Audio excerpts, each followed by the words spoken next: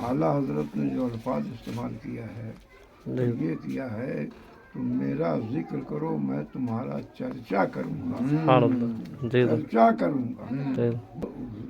जिक्र तो बंदों को करना है, जिक्र तो बंदों को करना, वो काहे को जिक्र करेगा, वो तो जिक्र से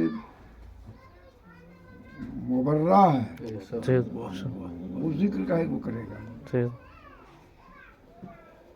उसको किस खुदा को राजी करना है कि वो जिक्र करेगा, तो खुदा है ही है।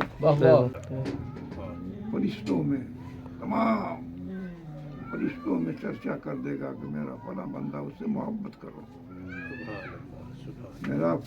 मेरा फला बंदा मुझसे मोहब्बत करता है, तुम भी उससे मोहब्बत करो।